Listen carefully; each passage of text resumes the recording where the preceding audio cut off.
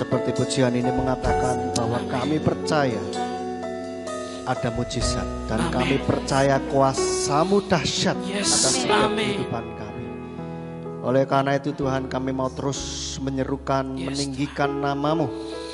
Amin. Atas Israel, atas Indonesia, dan atas Ambarawa. Haleluya. Haleluya. Mari kita pujikan Shema Israel. Shema Israel, Yahweh Eloheinu,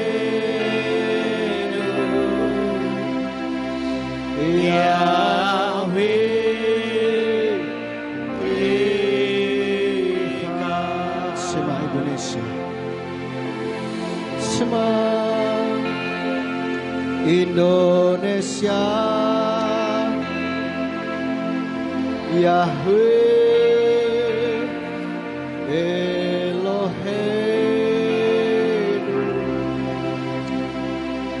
Yahweh Eka.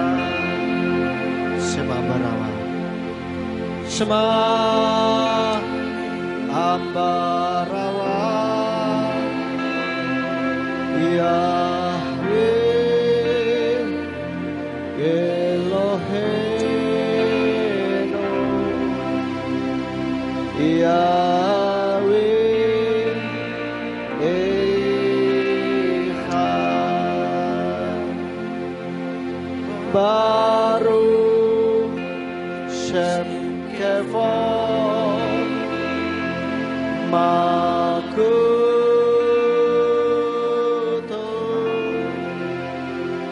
Leolam Vaed. Sungguh kami bersyukur buat pagi hari ini Engkau sudah memberikan kesempatan bagi kami untuk kami boleh bersekutu, memuji, memuliakan nama-Mu. Dan biarlah setiap puji-pujian yang sudah kami naikkan ke hadirat-Mu itu boleh menyenangkan hati-Mu Bapa. Sehingga Engkau memberikan mujizat bagi setiap kami. Sehingga kami yang datang dengan sakit penyakit Tuhan memberikan kesembuhan ilahi. Kami yang datang dengan kelemahan iman Tuhan memberikan kekuatan yang baru. Kami yang datang dengan kesusahan, kebimbangan Tuhan memberikan penghiburan dan ketetapan hati bagi setiap kami. Untuk kami hidup di dalam kebenaran firman-Mu. Dan bahkan kami yang datang dengan keputusasaan, Tuhan memberikan harapan yang baru bagi setiap kami. Sehingga kami boleh hidup berkemenangan di dalam Engkau Bapa. Terima kasih Tuhan. Dan tiba saatnya untuk kami boleh mendengarkan firman-Mu. Kiranya Tuhan urapi hamba-Mu dan urapi setiap kami yang mendengarkannya. Supaya firman yang ditaburkan ini boleh menjadi call HL. Menjadi suara-Mu yang berbicara, menegur, menguatkan setiap kami. Sehingga kami boleh hidup di dalam kebenaran firman-Mu Bapa. Terima kasih Bapa, Engkau kuasai hati dan pikiran kami. Dan Engkau kuasai setiap peralatan yang kami pakai. Supaya semuanya boleh berfungsi dengan baik. Terima kasih Bapa Yahweh. Dan sembunyikan nama-Mu di balik kemuliaan nama Bapa Yahweh. Biarlah hanya nama-Mu saja yang ditinggikan dan dimuliakan. Terima kasih Bapa. Hanya di dalam nama Yeshua HaMashiach kami sudah berdoa dan mengucap syukur. Haleluya. Amin. Silakan duduk Bapak Ibu. Shalom. Haleluya, senang sekali bisa berjumpa kembali dalam ibadah kita pada pagi hari ini. Kita patut bersyukur kalau hari ini kita bisa berkumpul di dalam ibadah kita pada pagi hari ini. Karena Bapak Ibu, kemarin saya sakit, saya agak was-was juga, wah ini minggu gimana ini, tapi saya yakin pasti sembuh dan puji Tuhan pagi ini saya bisa berdiri di depan saudara untuk kita boleh belajar kebenaran firman Tuhan bersama. Amin. Dan Bapak Ibu Saudara jaga kesehatan karena banyak orang sakit hari-hari ini karena cuaca tidak menentu dan tidak bersahabat bagi setiap kita. Ya, baik Bapak Ibu Saudara, seperti flyer yang sudah diterima, saya beri judul firman Tuhan pada pagi hari ini yaitu roh najis. Saudara ya. Nah, Bapak Ibu Saudara, apa itu roh najis? Roh najis ini kalau di dalam bahasa Ibraninya ruah hatameah atau tamuah. Atau dalam bahasa Inggrisnya yaitu unclean spirit. Kita akan melihat dulu ayatnya di dalam Markus pasal yang ke-1 ayat yang ke-21 sampai 28. Markus pasal yang ke-1 ayat 21 sampai 28. Saya bacakan dulu kisah ini untuk kita semuanya. Saya bacakan. Dan mereka masuk ke Kapernaum, dan segera setelah masuk ke dalam sinagoga pada hari Sabat dia mengajar. Dan mereka terkagum-kagum akan ajarannya, karena dia mengajar mereka sebagai orang yang memiliki otoritas dan tidak seperti para ahli kitab. Dan di dalam sinagoga mereka ada seorang dengan roh najis, dan dia berteriak sambil berkata, "Ada apakah dengan kami, hai engkau? Ada apakah dengan kami dan engkau, hai Yeshua orang Nazaret? Apakah engkau datang untuk membinasakan kami? Aku tahu siapa engkau. Engkau adalah yang kudus dari Elohim." Namun Yeshua menghardiknya sambil berkata, "Diam dan keluarlah dari orang ini." Dan roh najis itu seraya mengguncang-guncangkannya dan sambil berteriak dengan suara nyaring keluar darinya.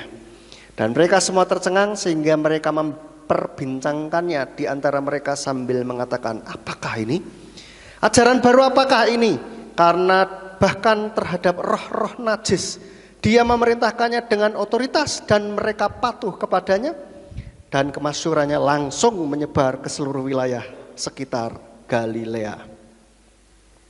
Bapak Ibu Saudara, kalau saya baca, kita perhatikan di dalam kitab Markus ternyata banyak juga ditulis roh najis, saudara. Banyak kisah-kisah yang ditulis tentang roh najis. Ada di dalam Markus 3 ayat 11. Roh najis yang bereaksi bahwa Yeshua, bersaksi bahwa Yeshua adalah putra Elohim. Lalu di Markus pasal 5 ayat 1 sampai 20 itu kisah tentang roh najis di Gadara yang merasuki orang Gadara. Lalu yang selanjutnya di Markus 6 ayat 7 di situ Yeshua memberi otoritas untuk mengusir roh najis, memberi otoritas kepada para muridnya. Markus 7 ayat 25 itu tentang anak wanita Sirofenisia yang dirasuk roh najis. Dan Markus 9 ayat 25 itu tentang roh najis yang membuat orang bisu dan tuli. Jadi kalau boleh saya renungkan dan saya simpulkan, ternyata roh najis ini ada di mana-mana, saudara. Dan itu merupakan satu musuh yang seringkali menghambat pelayanan Yeshua atau merasuki orang-orang sehingga banyak orang-orang yang perlu dilepaskan begitu. Dan sebetulnya apa sih roh najis ini? Roh najis ini kalau saya lihat dan saya pelajari, intinya adalah roh pemberontakan begitu. Roh pemberontakan terhadap Tuhan. Dan bisa didapat dari mana-mana, saudara. Bisa didapat dari manapun. Mungkin kadangkala kita bukannya kerasukan roh najis begitu ya. Tetapi roh najis ini bisa berupa dalam pikiran kita begitu. Nanti kita akan sampai ke sana. Ya, bisa didapat dari mana saja, dari roh-roh peramal, kita yang suka ngeramal ya. "Mbah, tolong ini aku diramal, mau masuk kerja di sini kira-kira bagaimana?" Saya mau menikah tanggal ini, bulan ini, tolong dihitungki. Ya, itu termasuk di dalam roh peramal.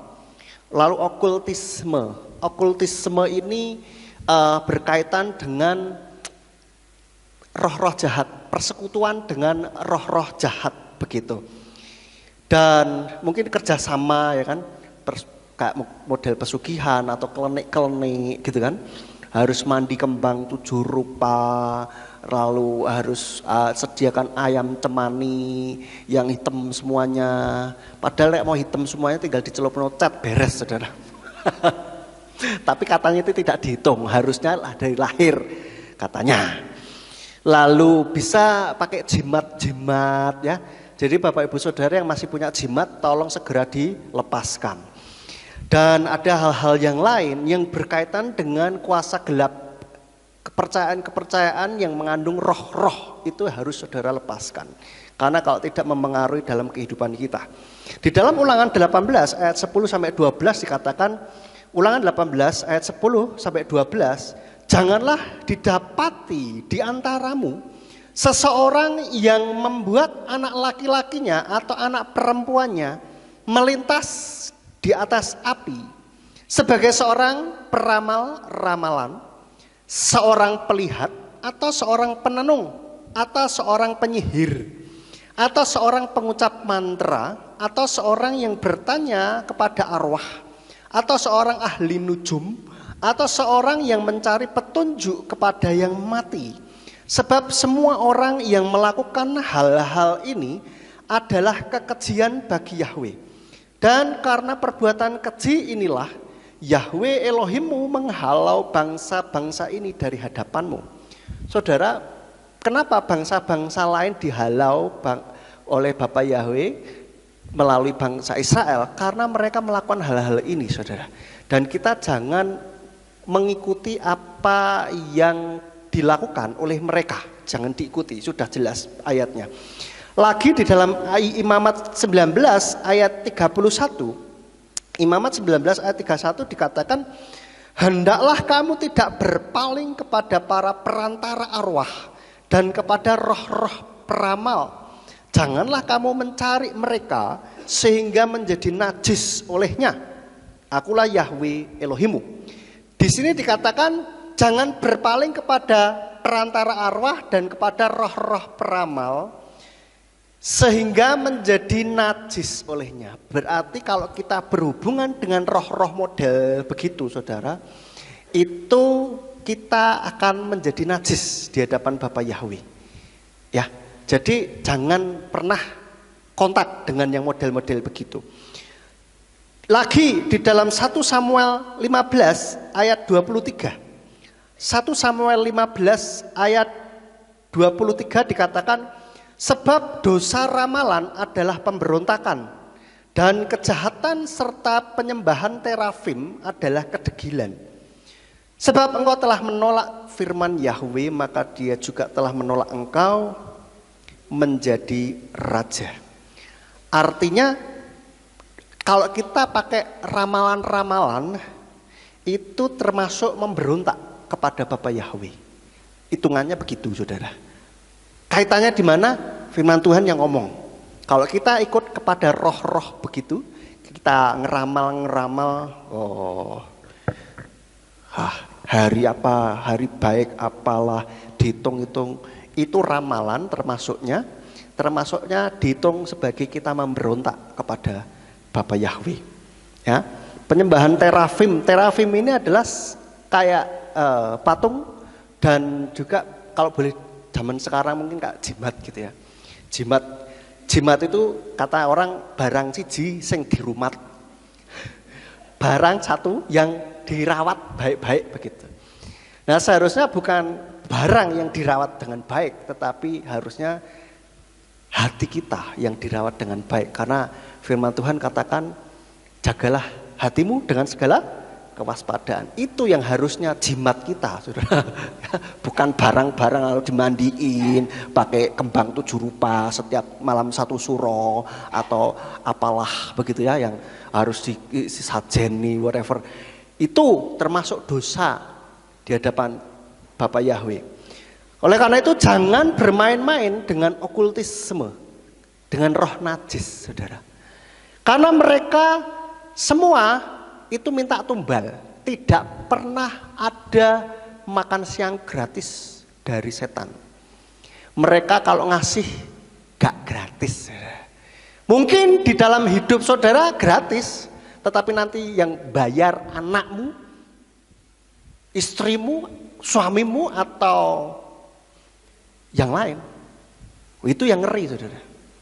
Kalau saudara berpikir ben, yang penting uripku enak, anakku luah, wah ini egois sekali. Orang tua yang aduh. Oleh karena itu, saudara, hati-hati ya. Kita ditolak Bapak Yahweh dan roh najis itu pasti meminta sesuatu, minta bayaran. Karena dia sebetulnya tidak bisa memberi. Dia hanya mencuri dari orang lain. Lalu dikasihin ke kita. Dan kita harus bayar. Ya, kenapa? Setan nggak punya apa-apa. Lain dengan Bapak Yahweh, dia mempunyai segalanya. Kalau mau ngasih aja gitu kan. Dengan berkelimpahan, dengan apa yang menjadi sesuai kebutuhan kita. Yang penting kita hidup sesuai dengan kebenaran firman. Ibarat kita kalau punya anak atau orang yang selalu baik dengan kita, selalu nurutin apa mau kita kan pengen ngasih, toh saudara. Gitu saudara, Bapak Yahweh pun demikian. Oleh karena itu saudara, mari jaga kehidupan kita supaya roh najis ini tidak memengaruhi kita. Mungkin kita tidak disurupi, tidak dimasuki oleh roh najis. Sampai mungkin masih ibadah menggelepar-gelepar, wah manifestasi. Mungkin tidak begitu, tetapi kita harus waspada juga bahwa di akhir zaman ini roh najis itu sedang disebarkan demikian rupa dengan masif, terstruktur dan sistematis. Itu ya yang terjadi. Buktinya apa? Yuk kita lihat di dalam Wahyu 16 ayat 13 sampai 14. Wahyu 16 ayat 13 sampai 14. Dan aku melihat dari mulut naga dan dari mulut binatang buas dan dari mulut nabi palsu itu keluar 3 roh najis serupa kata. Untuk pergi kepada raja-raja di bumi dan seluruh penduduk bumi guna mengumpulkan mereka ke dalam peperangan hari itu, hari besar Elohim penguasa semesta. Karena mereka adalah roh-roh jahat yang mengadakan tanda-tanda. Saudara, perhatikan.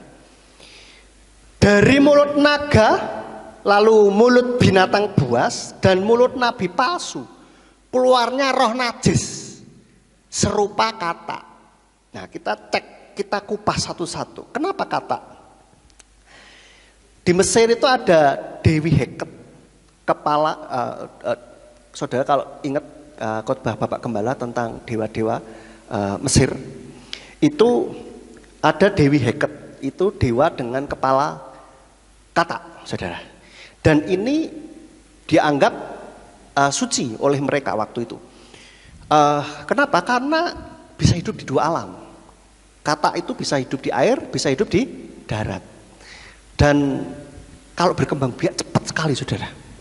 Maka dari itu sebetulnya ini melambangkan sesuatu yang bisa menyebar dengan cepat. Karena kata beranak pinak dengan sangat cepat, saudara. Ya, lalu bisa hidup di 2 alam. Artinya bisa mempengaruhi baik fisik maupun psikis. Dalam dunia jasmani maupun rohani bisa mempengaruhi. Kenapa? Dilambangkan dengan serupa kata. Dan kata ini di dalam perspektif firman Tuhan itu melambangkan kejijikan di hadapan Bapak Yahweh. Ya, perbuatan yang menjijikkan. Maka kita bisa lihat di mana-mana banyak perbuatan-perbuatan menjijikkan yang dilakukan oleh banyak manusia. Dan itu katanya keluar dari 3 makhluk itu, yaitu dari apa? Naga, binatang buas, dan nabi palsu. Saya cek, naga itu apa? Di dalam Wahyu 12 ayat 9 dikatakan, dan naga besar itu dilemparkan keluar, yaitu si ular tua yang disebut si iblis dan setan, yang menyesatkan seluruh dunia. Dia telah dilemparkan ke bumi dan para malaikatnya telah dilemparkan bersama dia. Berarti yang disebut naga ini adalah si iblis dan setan. Saya tidak mempelajari apa bedanya iblis dan setan, tetapi boleh kita katakan roh jahat gitulah ya. Malaikat yang dilemparkan oleh Bapa Yahweh. Di dalam Wahyu 20 ayat 2 dikatakan, dan dia menangkap naga itu, yaitu ular tua yang adalah si iblis dan setan, dan dia membelenggunya selama 1000 tahun. Oleh karena itu kalau kita lihat di kitab Markus pasal berapa saya lupa, yang tentang roh najis, saudara bisa cari di internet, di aplikasi Alkitab, cari saja roh najis. Waktu itu di Gadara, Markus 5. Waktu Tuhan Yesus datang ke Gadara, maka si orang yang kerasukan setan ini maka langsung lari bersujud takut, dihukum. Apakah engkau mau menghukum kami sebelum waktunya? Nah ini, mereka takut dihukum, langsung masuk ke dalam membelenggunya selama 1000 tahun. Maka dia sebelum dihukum takut toh, minta memohon dulu. jangan ini dulu ya, dihukum dulu begitu. Jadi kita tahu roh najis ini dikeluarkan langsung dari sumbernya, yaitu setan, si iblis dan setan. Lalu selanjutnya apa itu binatang buas? Binatang buas ini kita lihat di dalam Wahyu 13 ayat 11. Wahyu 13 ayat 11 dikatakan, dan aku melihat binatang buas lain yang muncul dari bumi, dan dia memiliki 2 tanduk serupa seekor anak domba, tetapi dia berbicara seperti seekor naga. Saudara, lihat, dia memiliki 2 tanduk serupa seekor anak domba, tetapi bicaranya seperti naga. Artinya apa? Sesosok yang mirip anak domba, tetapi bicaranya naga, tetapi omongannya jahat, omongannya seperti setan. Artinya bisa saja sesosok orang-orang yang mirip umat Tuhan, tetapi perkataannya kayak setan gitu, menipu, terus jahat, seperti itu. Itu dikeluarkan dari mereka. Lalu selanjutnya yang ketiga, nabi palsu, keluar roh najis juga, saudara. Di dalam Yeremia 14 ayat 14. Yeremia 14 ayat 14 dikatakan, dan Yahweh berfirman kepadaku, nabi-nabi itu bernubuat palsu demi namaku. Aku tidak mengutus mereka dan aku tidak memerintahkan mereka, dan juga aku tidak berfirman kepada mereka. Mereka bernubuat kepadamu dengan penglihatan palsu, ramalan yang tidak berguna, dan itu kebohongan pada hati mereka. Dan Yesua sendiri juga sudah memperingatkan di dalam Markus 13 ayat 22. Sebab Hamasyah palsu dan nabi-nabi palsu akan bangkit dan akan memberikan tanda-tanda dan keajaiban-keajaiban untuk menyesatkan, jika mungkin bahkan mereka yang terpilih. Artinya ini lebih ngeri lagi, karena yang mengeluarkan roh najis ini dari orang-orang yang sepertinya hamba Tuhan, mengeluarkan roh najis. Mereka bernubuat palsu dan bahkan mengadakan tanda-tanda mujizat. Ngeri, saudara. Akhir zaman ini ngeri. Jadi roh najis disebarkan dengan luar biasa dari sumbernya yang kelihatan sekali, sehingga kita mungkin enggak mau ngikutin dari si setan, naga. Jelas kita enggak mau. Tapi ada orang yang mau ngikut juga. Saudara kalau lihat itu di internet, mereka terang-terangan nyembah setan, begitu. Yang kedua, orang yang mirip umat Tuhan tetapi masih bisa diidentifikasi bahwa ini bukan dari Tuhan. Lah yang ketiga inilah yang ngeri, saudara. Karena apa? Penyesatannya sangat halus sekali. Sehingga membuat orang keluar dari firman Tuhan, membuat orang tidak lagi hidup di dalam kebenaran firman Tuhan. Mereka berusaha menyelewengkan ayat-ayat firman Tuhan karena dikatakan nabi-nabi palsu, hamasyah palsu. Dan bahkan mereka membuat tanda-tanda mujizat untuk meyakinkan orang-orang. Dan akhirnya membuat umat Tuhan tersesat juga. Contoh simpel saja, dengan nama Tuhan saja. Ada orang yang kayaknya pendeta dan kayaknya ngerti firman begitu ya. Itu pun bisa diolah dengan berbagai macam cara supaya nama Yahweh tidak disebut begitu loh. Hati-hati saudara. Hati-hati sekali. Untuk kita bisa melupakan nama Tuhan. Itu contoh simpel dari tentang nama Bapa. Belum lagi hidup di dalam kebenaran firman Tuhan. Itu yang ini yang terjadi saat ini saudara. Kita bisa lihat, perhatikan, banyak sekali. Bahkan saya pernah mendengar bahwa di luaran sana ada bahkan pendeta itu kalau sebelum khotbah itu mabuk saya saudara. Minuman keras dulu supaya semangat dan berani atau untuk apalah entahlah, saya nggak ngerti paham. Itu saudara. Seperti itu. Lah kalau khotbah dari orang yang mabuk, terus keluarnya apa? Ya kan?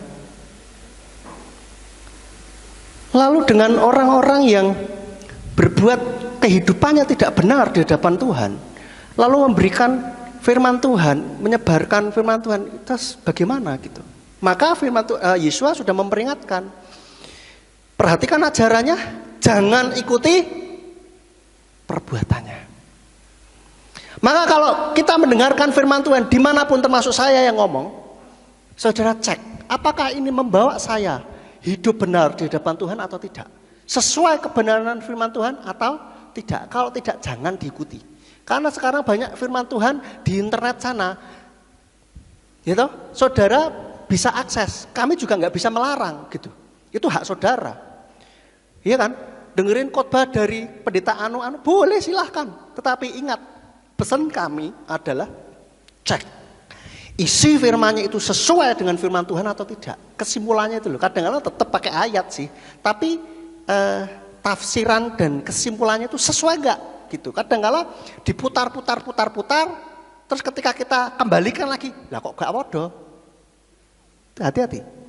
Maka dari itu ini termasuk roh najis, roh pemberontakan kepada Tuhan, yang membuat hidup kita tidak sesuai kebenaran firman Tuhan, semau kita sendiri dengan dalih hak asasi manusia. Berapa waktu lalu saya lihat di Facebook mulai viral itu ada pendeta gay pakai pelangi gitu ya saudara. Terus saya sedang dalam proses ganti nama, apa itulah, begitulah. Sehingga orang-orang hidup tidak lagi sesuai kebenaran firman Tuhan. Bahkan banyak pendeta yang memberkati pasangan-pasangan sejenis. Bahkan pendetanya sendiri ada yang gay, lesbian, transgender. Ini saudara, ngeri saudara. Sehingga manusia pada prinsipnya itu kan memberontak, tetapi dengan balutan hak asasi manusia. Tapi sebetulnya itu memberontak kepada Tuhan. Tuhan menciptakan laki-laki dan perempuan saja. Tidak ada jenis kelamin yang ketiga. Tidak ada. Bahkan non-biner pun tidak. Non-biner itu tidak laki-laki, tidak perempuan. Lah terus apa? Ironisnya lagi di luar negeri, kalau sekarang kita ke mall kan toiletnya laki dan perempuan. Mereka buatkan toilet baru, toilet non-biner. Ini bentuk roh najis, saudara. Oke? Dan kita akan lebih jauh lagi akibat pengaruh dari roh najis di dalam kehidupan kita. Yang pertama, selalu ingin memberontak. Di dalam Markus 1 ayat 23 sampai 24.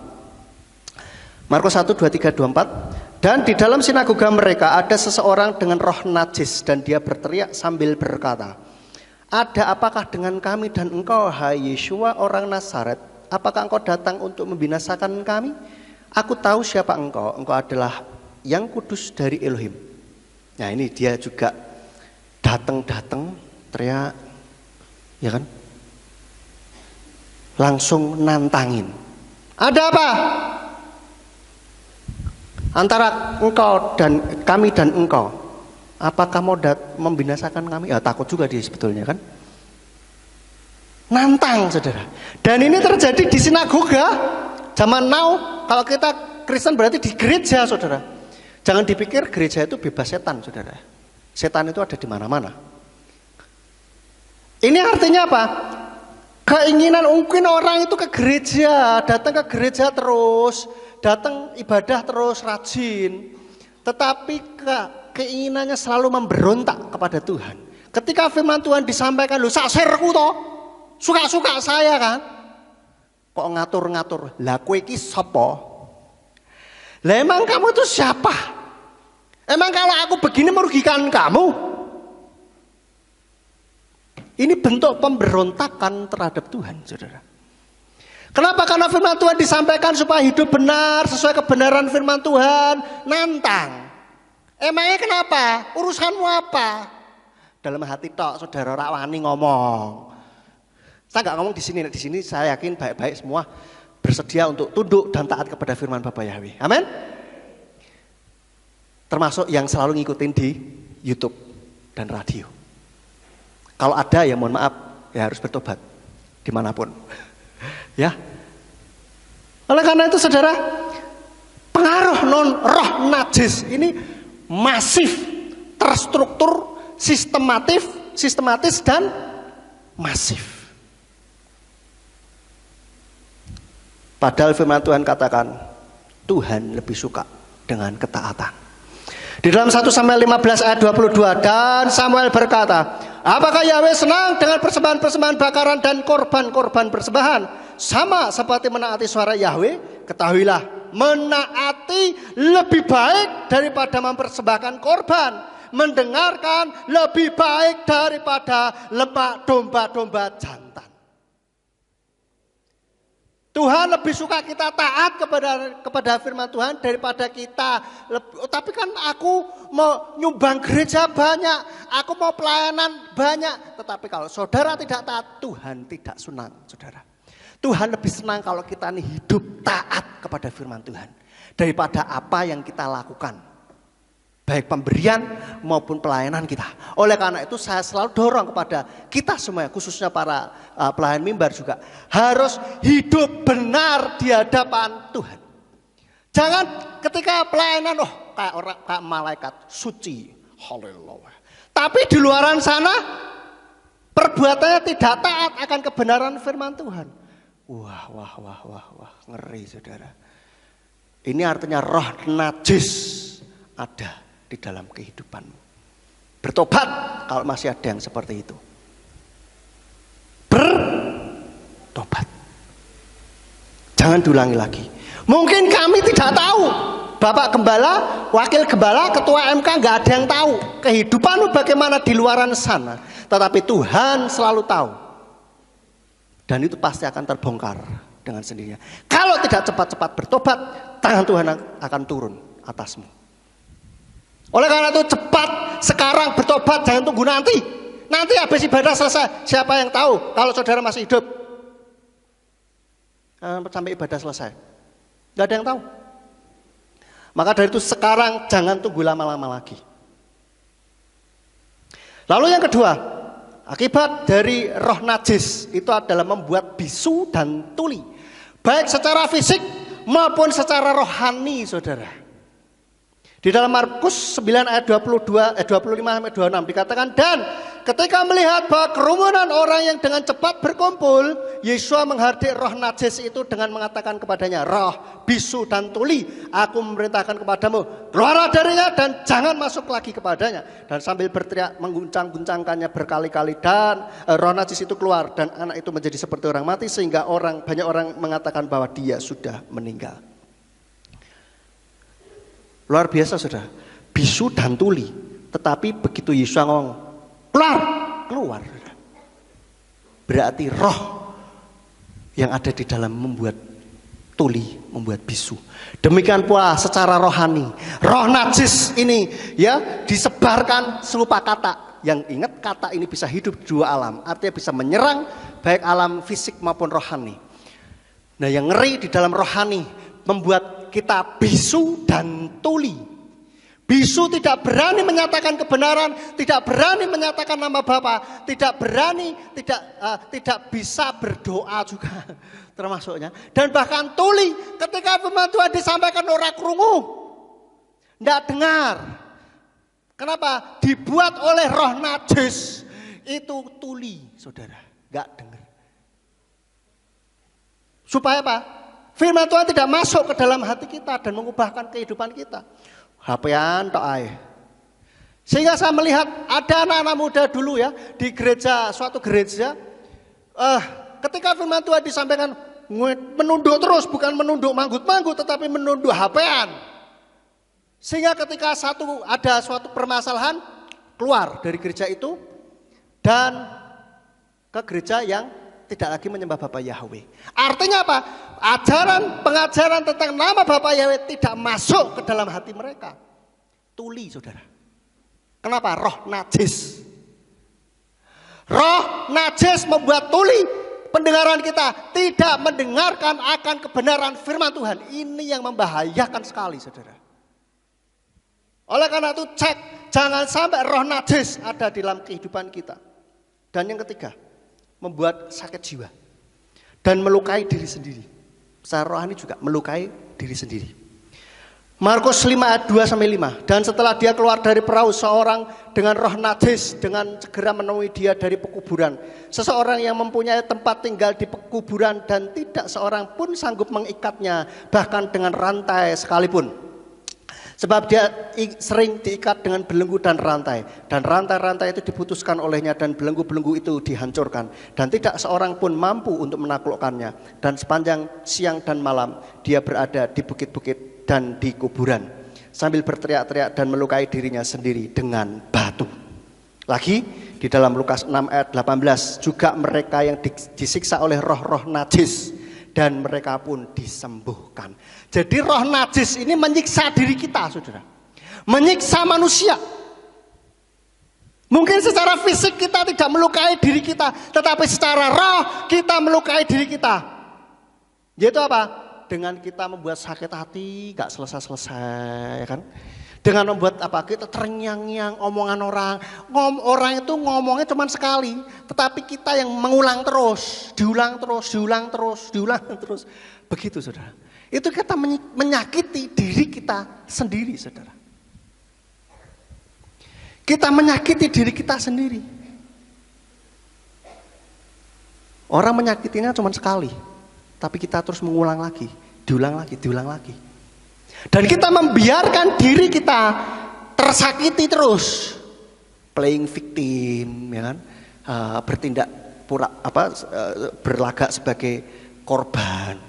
Ini menyakiti diri kita sendiri. Kadangkala kita sakit hati itu kadangkala dengan pikiran kita sendiri, saudara. Karena kita mikirin diri sendiri, bukan mikirin diri sendiri, maksudnya memikirkan berputar-putar dengan pikiran kita sendiri, padahal tidak begitu. Kita menafsirkan omongan orang, oh begini, oh berarti kan begini, sakit hati, padahal tidak ada yang bermaksud demikian, gitu loh. Nah, contoh gampang lah, ada orang pasang status, ya, reminder untuk diri sendiri, padahal nyindir sebetulnya mungkin ya. Mungkin dia bermasalah dengan orang satu. Atau dia cuma curhat doang di status WA atau Facebook, ngomong apa begitu. Kita yang baca, wah jangan-jangan dia nyindir aku nih, kurang ajar dia nih, ini sakit hati. Padahal dia loh kepikiran saudara pun tidak, gitu loh. Itu kan menyakiti diri sendiri, bener tak? Halo? Jangan sampai kita begitu, saudara ya, menyakiti diri sendiri. Oke? Oleh karena itu kita harus lepaskan dari roh najis. Dengan cara apa? Dihardik dan tidak kompromi dengan roh-roh najis itu, saudara. Kalau kita dengan berhubungan dengan sesama, memang tidak kompromi tetapi tidak radikal. Tetapi kalau berhubungan dengan roh najis, kita harus tidak boleh kompromi. Langsung radikal, saudara. Dan ternyata kalau kita sudah bertobat, roh najis keluar dari kita, kita harus waspada kalau tidak dikembali lagi, saudara. Di dalam Matius 12 ayat 43 sampai 45 dikatakan, dan ketika roh najis keluar dari seseorang, dia melintas melalui tempat-tempat yang tandus sambil mencari perhentian, tetapi tidak menemukannya. Lalu dia berkata, aku akan kembali ke rumahku, tempat aku telah keluar. Dan setelah tiba, dia mendapatinya tidak berisi. Perhatikan, tidak berisi, sudah disapu dan dihiasi. Kemudian dia pergi dan membawa bersamanya 7 roh lain yang lebih jahat daripadanya. Dan setelah masuk ia tinggal di sana, dan keadaan akhir orang itu menjadi lebih buruk daripada sebelumnya. Demikian pula akan terjadi pada generasi yang jahat ini. Ketika kita sudah bertobat, kita sudah keluar dari roh najis kita keluar, maksudnya roh najis keluar dari kita. Maka kita harus menjagai diri kita. Kita sudah dijamah Tuhan, sudah bertobat, harus dijagai supaya jangan ada roh najis keluar, masuk lagi ngajak 7 roh lain. Berarti ada berapa? 8. Dia masuk lagi dan ajak 7 roh lain. Berarti 1 tambah 7, 8, saudara. Artinya kejahatan orang itu akan 8 kali lipat. Ngeri, saudara. Karena apa? Tidak berisi. Maka dari itu isilah diri kita dengan Ruach HaKodes. Amin. Dengan banyak cara kita mengisi hati kita. Saudara yang sudah kenal kebenaran firman Tuhan, yang sudah bertobat, mari isi hati kita, pikiran kita dengan Roh Kudus. Yang pertama caranya, penuhlah dengan Roh Kudus. Memuji dan menyembah Tuhan, bernyanyi bagi Dia. Maka dari itu jangan suka nyanyi yang lagu-lagu duniawi lah, jangan. Lebih baik nyanyinya lagu rohani, saudara. Wes aman. Dan perbanyaklah bersyukur. Di dalam Efesus 5 ayat 18 sampai 21. Dan janganlah dimabukkan oleh anggur yang di dalamnya ada ketidaksenonohan. Sebaliknya penuhlah dengan Roh. Seraya berbicara kepada dirimu sendiri dalam mazmur dan kidung puji-pujian dan nyanyian rohani sambil bernyanyi dan bermazmur dengan hatimu kepada Tuhan, dengan mengucap syukur senantiasa atas segala sesuatu dalam nama Tuhan kita Yeshua HaMasiah kepada Elohim dan Bapa. Seraya sambil menundukkan diri seorang terhadap yang lain dalam takut akan Elohim. Dalam takut akan Elohim. Perbanyaklah nyanyi. Nyanyinya lagu rohani. Oke? Jangan rohana lagunya. Itu tidak membangun iman. Memuji, menyembah Tuhan dalam keadaan apapun, nyanyilah. Daripada nyanyi-nyanyi gak jelas, nyanyi lagu rohani. Itu mengisi hati kita dengan Ruach HaKodes, saudara. Amin. Kalau kita tidak mengisi dengan itu, roh jahat itu balik lagi. Wah, ngeri, saudara. Wow. Yang kedua, sadar dan berjaga-jagalah.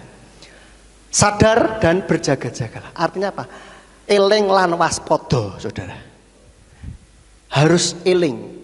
Jangan sampai kita enggak eling, saudara. 1 Kepa 5 ayat 8. 1 Kepa 5 ayat 8. Sadarlah, berjaga-jagalah. Karena musuhmu si iblis berjalan sambil mengaum seperti singa untuk mencari seseorang yang dapat ia telan. Mencari seseorang yang dapat ia telan. Sadar, berjaga-jagalah. Maka firman Tuhan katakan, jagalah hatimu dengan segala kewaspadaan, karena dari situlah pancaran-pancaran kehidupan. Jagai, jangan mudah sakit hati, jangan mudah down, jangan mudah menyimpan dendam, jangan mudah terprovokasi. Dan jangan mudah terombang-ambingkan oleh angin pengajaran yang tidak sesuai firman Tuhan. Amin, saudara. Jagai dengan cara apa ya? Baca firman Tuhan. Nyanyi. Kalau ada yang enggak tahu, tanya. Sering berdoa saat teduh, jalin komunikasi dengan Tuhan.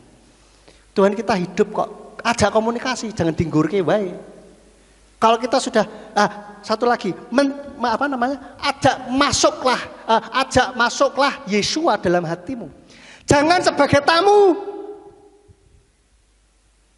tetapi sebagai Tuhan dan Raja di dalam hidup kita, di dalam hati kita.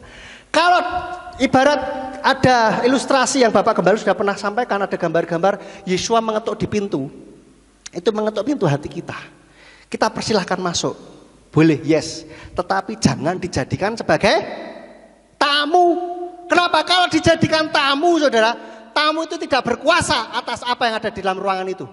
Bahkan minum pun kalau nggak dipersilahkan tidak berani minum, saudara. Betul enggak? Geser gelas gak wani, saudara. Bisa beraninya apa? Geser posisi duduk. Tadi ini begini, jadi begini. Geser posisi toples, kok kurang pas ning tengah, kurang rasanya kurang sek.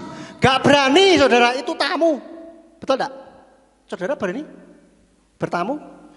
Pak, iki kok kurang pas ya, tak geser. Ya itu sudah kenal dekat, tapi kita bertamu ke orang ya, tidak berani lah. Pak, kursi ini kurang geser sithik, Pak, kurang pas ning tengah, kurang penak, Pak. Gak berani. Atau vas bunga di pinggiran geser ini. Tamu gak berani macam-macam, saudara. Maka dari itu jangan jadikan Yesua tamu di dalam hati kita. Jadikan dia Tuhan dan Raja. Suruh masuk. Mari masuk. Tuhan Yesua, berkuasalah atas hidupku. Nah, kalau sudah dikasih otoritas begitu, Yesua berani. Geser. Kursinya, sofanya kurang pas. Geser, gak usah izin. Kenapa? Sudah diberikan otoritas. Loh, bukankah Tuhan berotoritas? Yes, tetapi dia Tuhan yang sopan dan dia tahu batasan.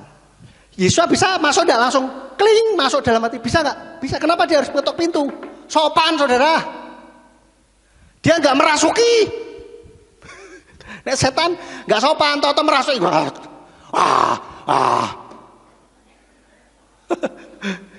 Ya kan? Maka dari itu, biarkan, ajaklah Yesua masuk di dalam hatimu. Jangan sampai kosong hatimu. Amin. Dan jadikan dia sebagai Tuhan dan Raja atas hidupmu. Dan yang terakhir, tundukkan diri kepada Elohim. Dalam Yakobus 4 ayat 7. Yakobus 4 ayat 7 dikatakan, oleh karena itu tundukkanlah dirimu kepada Elohim. Lawanlah si iblis, maka dia akan melarikan diri daripadamu. Satu lagi, 2 Korintus 10 ayat 4 sampai 5. 2 Korintus 10 ayat 4 sampai 5 dikatakan, karena senjata peperangan kami bukanlah kedagingan, melainkan kemampuan dalam Elohim untuk menghancurkan benteng-benteng, untuk meruntuhkan logika-logika dan setiap peninggian yang diangkat melawan pengetahuan Elohim, dan untuk menawan setiap pikiran ke dalam ketaatan Hamasyah. Perhatikan kalimat terakhir. Dan untuk menawan setiap pikiran ke dalam apa? Ketaatan Hamasyah. Artinya buatlah pemikiran kita ini tunduk, taat di dalam Hamasyah. Yang tidak taat itu bagaimana? Loh, ini kan hak asasi manusia. Hakku dong, suka-suka aku dong. Bukankah demikian orang-orang yang LGBT salah satunya ya? Begitu, yang memberontak kepada Tuhan. Hakku dong, preferensi. Bahkan di Amerika tuh ya, saya sekarang dengar anak-anak kalau lahir jangan dilabeli laki atau perempuan. Biasanya kan kalau lahir, congratulations it's a boy, atau congratulations it's a girl. Selamat bayi laki-laki, selamat bayi perempuan. Jangan, katanya. Lah terus piye? Selamat. Terus ya wis. Biarkan anak itu memilih jenis kelaminnya sendiri, katanya. Loh ya apa rek. Aduh, ngeluh. Hak asasi dia, katanya. Loh, piye lah. Ini hak asasi yang kebablasan, saudara. Hak asasi yang kebablasan. Seringkali orang itu sukanya nuntut hak. Mana kewajibannya? Kita bisa menuntut hak kalau kita sudah melakukan kewajiban, betul enggak? Dulu saya waktu SD diajari begitu. Hak dan kewajiban. Kita ada kewajiban, kita ada hak. Kita boleh menuntut hak kita kalau kita sudah melakukan kewajiban kita. Kalau mereka bilang ada hak asasi manusia, juga ada kewajiban asasi manusia. Apa kewajiban asasi manusia? Hidup di dalam kebenaran firman Tuhan. Kita sudah hidup dalam kebenaran firman Tuhan apa belum? Nuntut hak tok ae. Mohon maaf emosi saudara. Heran saya kadang-kadang itu ya. Orang nuntut hak, sepatu hak ya, tak tukokno kono. Tapi mereka tidak melakukan kewajibannya sebagai manusia ciptaan Tuhan yang wajib hidup di dalam kebenaran firman Tuhan. Salah satunya apa? Menawan hidup di dalam kebenaran firman Tuhan. Pikiran kita, logika kita tunduk di dalam firman Tuhan. Nggak usah ngomong-ngomong hak kalau kita belum melakukan kewajiban kita kepada Tuhan. Amin. Pastikan diri kita, hidup kita di dalam kebenaran firman Tuhan. Mungkin firman Tuhan pada pagi hari ini keras, tapi ini yang menyehatkan kita. Hidup kita biarlah hidup di dalam kebenaran firman Tuhan. Cek diri kita, apakah kita sudah melakukan kewajiban kita sebagai umat Tuhan atau belum? Kalau belum, nggak usah nuntut-nuntut hak. Tuhan ngerti juga apalagi. Tuhan ngerti apa yang menjadi hak kita. Nggak usah diminta pun Tuhan kasih. Amin. Maka dari itu Westa, nggak usah mikirin hak kita. Tuhan jauh lebih ngerti apa yang harus diberikan kepada kita. Jauh lebih ngerti dan bahkan jauh lebih baik dari yang kita pikirkan. Amin. Maka dari itu jangan biarkan roh najis mempengaruhi kita. Kita harus penuh dengan Roh Kudus memuji Tuhan, bersyukur selalu, jangan kedumel tok ae. Ya, bersyukur memuji Tuhan, sadar dan berjaga-jaga, masuklah Yesus sebagai Tuhan dan juru selamat kita. Punya iman yang teguh. Punya iman yang teguh. Ya, kelewatan. Ya ini, punya iman yang teguh. 1 Kepa 5 ayat 9. Lawanlah dia dengan iman yang teguh karena mengetahui bahwa penderitaan yang sama ada di dalam dunia sedang digenapkan dalam persaudaraan. Iman kita harus teguh, saudara, di dalam Tuhan. Dan yang selanjutnya, yang keempat, tundukkan diri di hadapan Elohim. Kepada Elohim. Jadi, biarlah kehidupan kita ini, kalau kita melakukan ini terus, pastikan hidup kita di dalam kebenaran firman Tuhan, maka roh najis tidak akan menguasai, tidak akan memengaruhi setiap kehidupan kita. Amin. Karena inti dari roh najis itu adalah pemberontakan kepada Tuhan. Banyak macamnya, banyak perbuatannya. Amin. Buat firman Tuhan, biarlah firman ini boleh menjadi call HL di dalam setiap kehidupan kita. Saya kembalikan kepada Bapak Gembala. Puji Bapak Yahweh, Bapak Ibu, kita telah mendengarkan firman. Saya melayani pekerjaan Tuhan itu lebih dari 30 tahun. Cukup banyak pengalaman tentang masalah roh najis ini.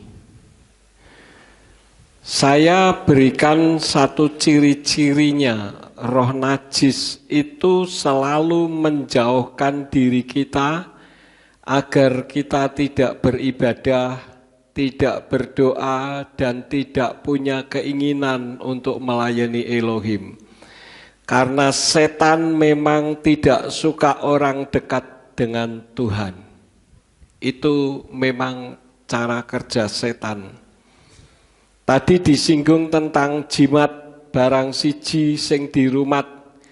Biasanya asumsi kita adalah batu, pedang, trisula, kertas bertuliskan huruf Arab,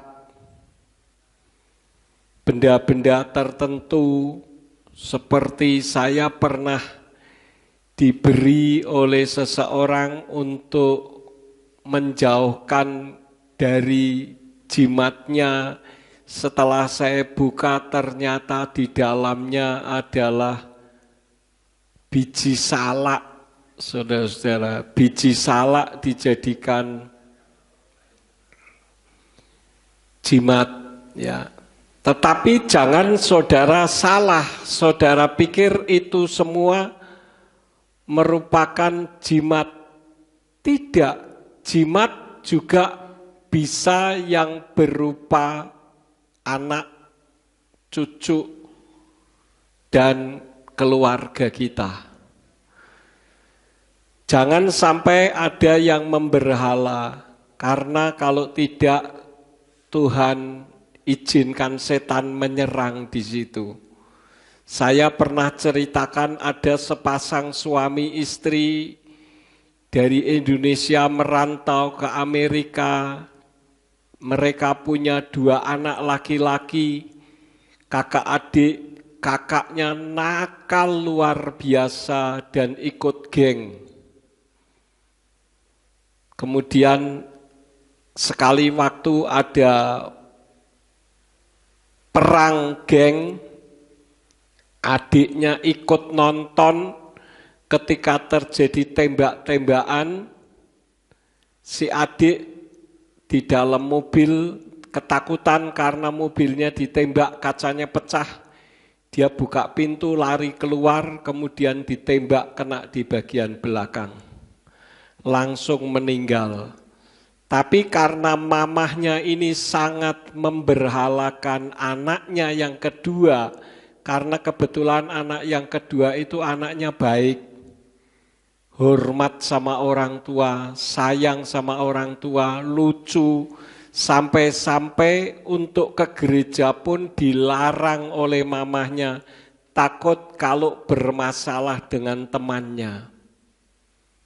Ketika terjadi itu, maka mamahnya menjadi seperti orang gila. Ini karena anaknya jadi berhala. Setiap hari mamahnya ngajak bicara foto anaknya, diberi kembang, diajak ngomong selama 1 tahun. Kebetulan sudah cukup lama juga saat saya ke Amerika, saya diberitahu itu. Saya mengkonseling, dan ketika saya mengkonseling, si ibu ini terjadi perubahan. Suaminya kaget, sehingga pendetanya ngomong sama saya, Pak Yakub ngomong apa sama ibu A ini?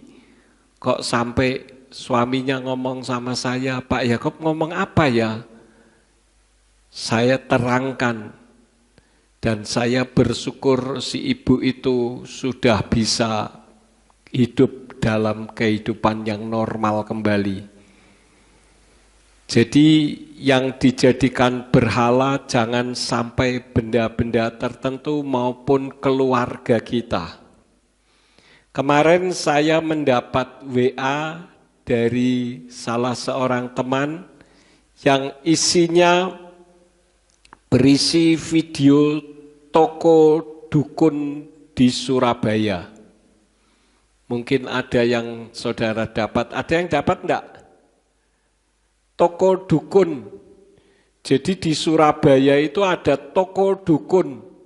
Peralatan perdukunan itu dijual di toko tersebut. Dan toko itu selalu laris, saudara-saudara. Berupa patung, berupa benda-benda tertentu. Nah, ini sebetulnya adalah usaha untuk menstimulasi pikiran saja. Sehingga dengan demikian maka akan menambah keyakinan bahwa apa yang dipikirkan itu betul adanya. Padahal itulah yang disebut dengan roh najis. 30 tahun lebih saya melayani, cirinya semua sama. Karena itu kita patut mengucap syukur kalau kita hari ini sehat. Karena kesehatan itu berkat Elohim yang luar biasa. Coba kalau kita sakit sekarang ini, berapa juta kita harus keluarkan, saudara-saudara. Jadi kalau kita sehat, patut kita mengucap syukur kepada Tuhan. karena kesehatan itu mahal harganya. Amin. Baik, saya tidak akan khotbah lagi. Biarlah kita introspeksi diri kita, siapa yang menjadi raja di dalam kehidupan kita. Jadikanlah Bapa Yahweh di dalam nama Yeshua HaMashiach dan Ruach HaKodes yang menjadi raja di dalam hidup kita. Mari kita bangkit berdiri bersama-sama. Kami mengucap syukur Engkau telah memimpin ibadah kami dari awal hingga akhirnya. Sesuai dengan firman-Mu, biarlah kami tetap semangat di dalam Engkau. Tidak ada roh najis di dalam kehidupan kami, sehingga hanya Engkaulah yang menjadi raja, yang menguasai kehidupan kami dan mengatur hidup kami ya Bapa. Terima kasih Tuhan, kami juga berdoa untuk tangan-tangan yang memberikan korban tatangan untuk radio. Tuhan berkati, karena radio Surya Kebenaran semakin banyak peminat dan bahkan banyak mendengarkan firman-Mu melaluinya. Engkau berkati radio Surya Kebenaran, semua penyiar-penyiarnya Engkau memberkati. Tangan-tangan yang memberikan korban untuk radio pada saat ini Engkau berkati dengan berlipat-lipat kali ganda. Terima kasih Bapa. Kalau sebentar kami akan pulang, kirim malaikat Tuhan untuk menjaga melindungi kami, baik kami yang pulang di Ambarawa dan sekitarnya, maupun yang keluar dari Ambarawa.